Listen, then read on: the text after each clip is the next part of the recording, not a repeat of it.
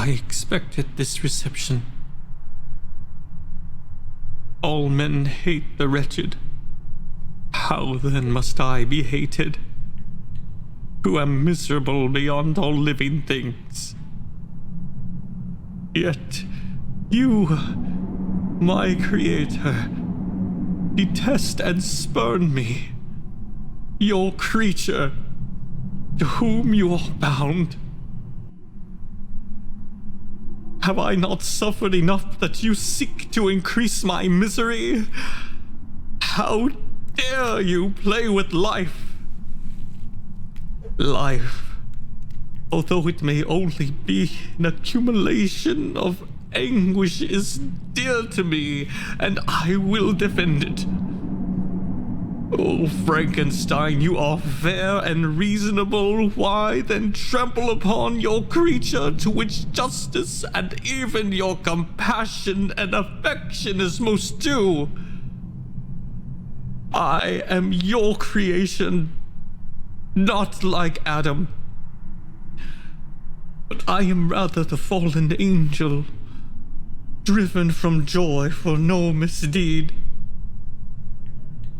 Everywhere I see bliss that is beyond my grasp, for I am excluded from the joys of humanity.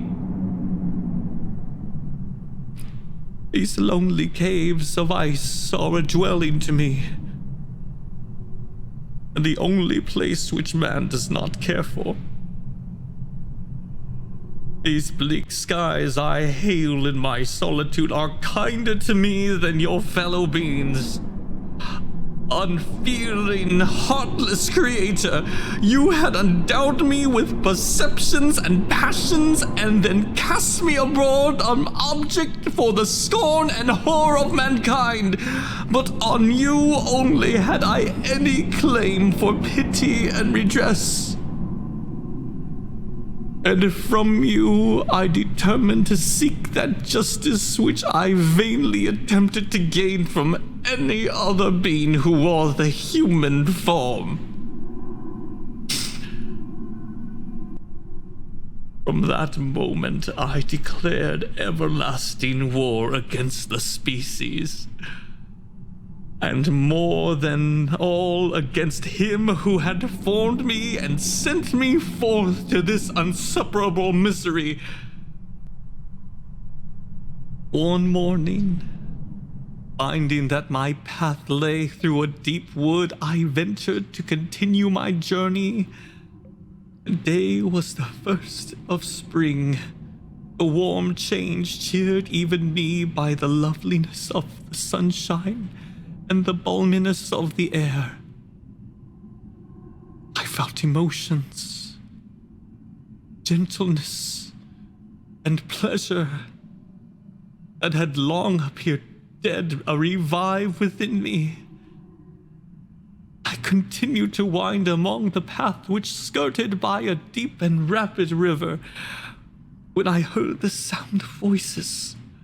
I was scarcely hid when a young girl came running towards the spot where I was concealed. Laughing as if she ran from someone in sport, she continued her course along the precipitous sides of the river, when suddenly her foot slipped and she fell into the rapid stream. I rushed from my hiding place, and with extreme labor against the force of the current saved her and dragged her to shore. She was senseless, and I endeavored by every means in my power to restore her, when I was suddenly interrupted by a rustic.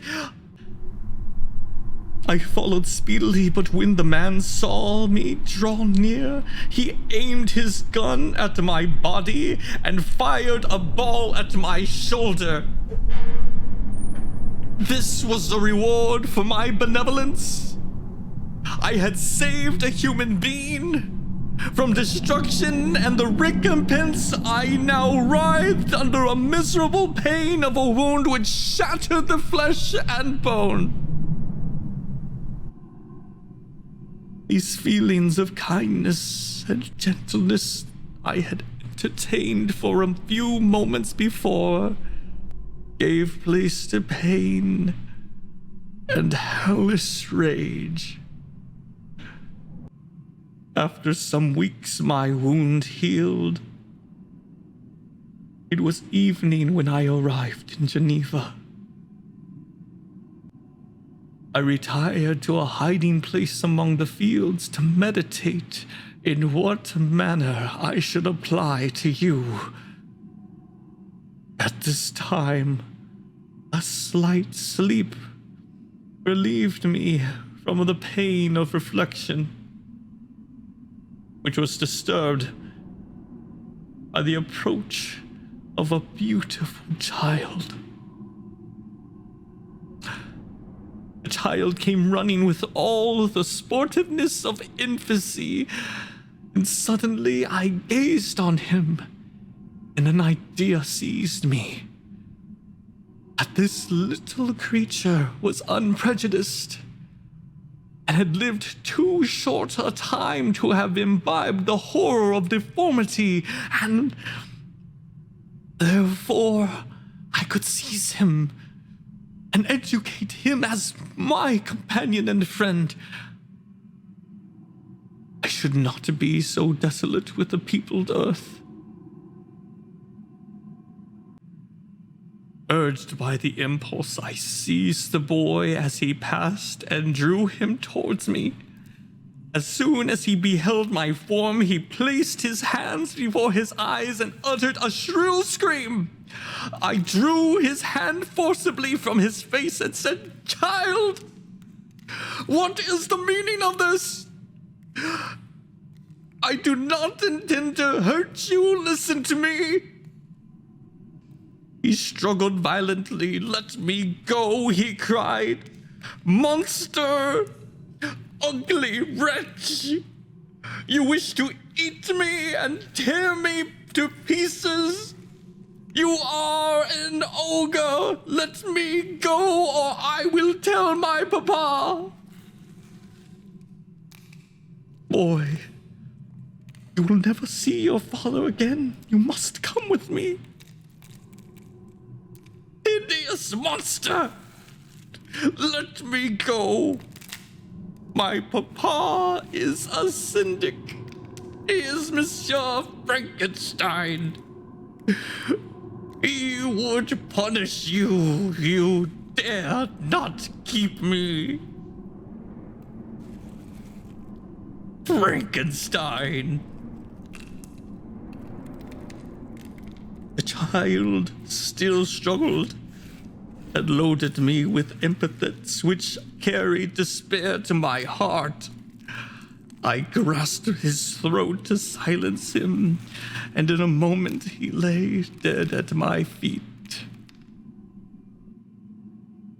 I gazed on my victim, and my heart swelled with the exultation and hellish triumph.